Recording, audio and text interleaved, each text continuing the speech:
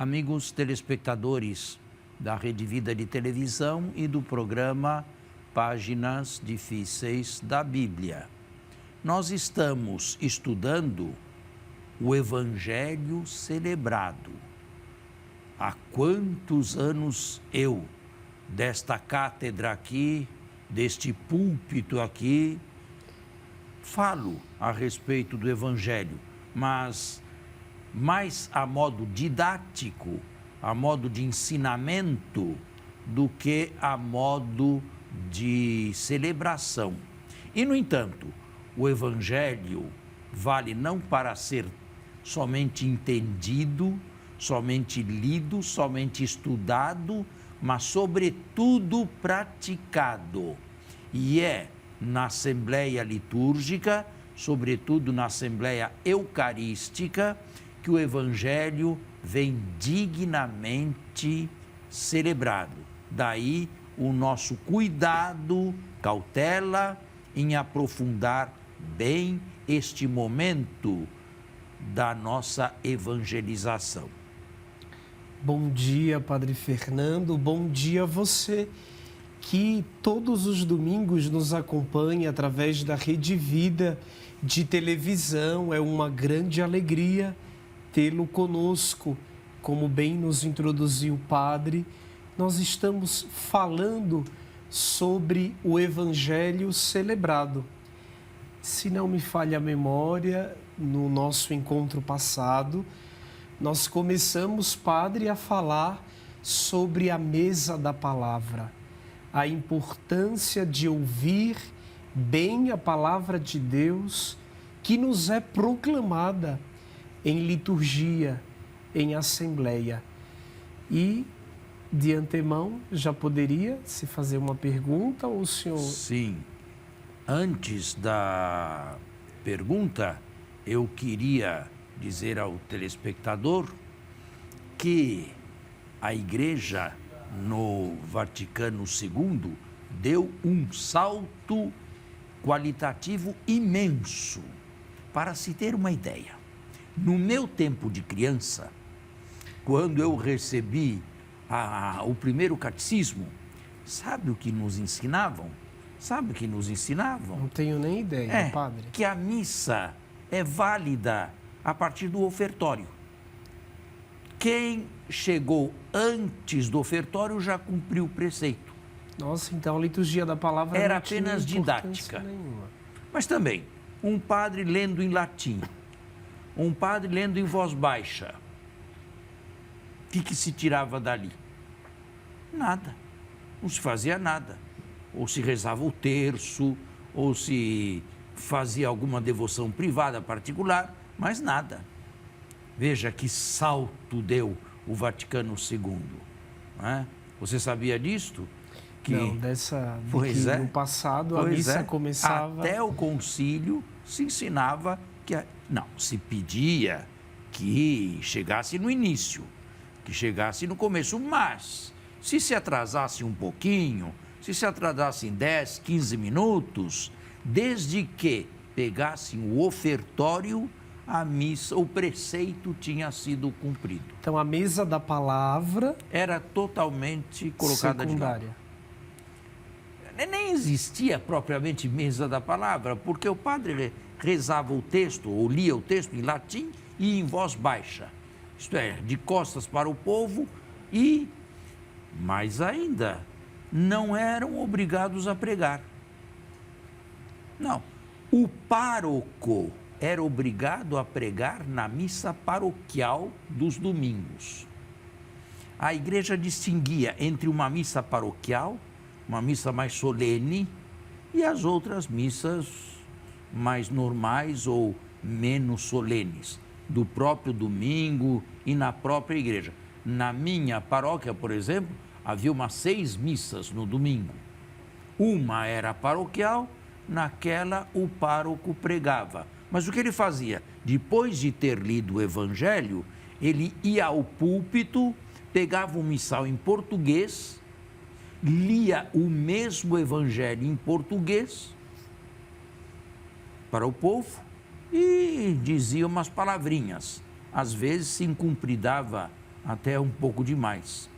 Este era o costume até antes do Vaticano II. Agora, de lá para cá, e já faz 50 anos, que salto nós demos. Não. A primeira parte, a mesa da palavra, não é simplesmente didática, não. Ela é sacramental. Isto é, aqui está o texto. Aqui está o texto bíblico. É um texto escrito. É um texto que só quem entende português é capaz de ler. Esta Bíblia aqui está em português. Não está em outra língua, não está em latim. Quem conhece português, lê. Quem não conhece português não entende nada. O texto escrito é morto, ainda que esteja no ambão. Ele é morto. Quem é que do texto morto ressuscita a palavra? O Espírito o leitor. O Espírito através do leitor que lê. E por isso mesmo eu chamo a responsabilidade de todos os leitores. A igreja tem um cuidado tão grande com isso, ao menos teoricamente falando, que instituiu até um ministério, o Ministério do Leitorato, que infelizmente é dado apenas aos candidatos ao presbiterato. As ordens sagradas. Mas qualquer leigo apto a ler deveria ou poderia receber este ministério aqui, que não é um ministério, o sacramento da ordem. Né? O que não deve acontecer, a meu ver, dou a minha opinião, não deve acontecer chamar crianças ali ao último momento para se fazer uma leitura, porque é a missa das crianças. Não. Se a criança sabe ler bem, se a criança obedece às regras do texto, às regras da pontuação, se ela sabe a distinção entre vírgula, ponto final, interjeição e interrogação, se ela é capaz de tudo isso, ela está capacitada a ser leitora. Mas se ela não tem nada disto, é melhor que ela faça outra coisa. E alguém mais de posse desses qualificativos faça a leitura, porque o importante é que ele seja ou se torne um instrumento apto do Espírito Santo que ressuscita a palavra a partir do texto escrito. Padre, ainda nessa temática, faz poucos dias que o Papa lançou uma nota alertando as nossas comunidades que selecionasse bem os leitores para que a palavra fosse bem proclamada. Se encaixa bem no que o senhor está falando para nós. Só que uma coisa é o exigido, outra coisa, como o nosso telespectador sabe, é a realidade. E quando vamos às comunidades, a acústica das igrejas, a qualidade do som, a falta de profissionalismo reina. E como fazer diante disso? Bem, dos males o menor. De todos os males o menor. O ideal seria que houvesse uma boa microfonia, que houvesse um bom aparelho de som, que não deve ser trocado todo mês. O bom seria que houvesse leitores bem preparados. Agora, pegar um leitor a esmo, sair caçando um leitor na hora, né? 2 minutos antes da missa, nem se sabe se ele é capaz de ler bem. Isto eu acho que é matar a palavra de Deus, honestamente, ainda que a realidade seja essa. É por isso que tanta gente sai das missas como quando entrou, isto é, sem nenhum proveito espiritual. Esta é que é a verdade.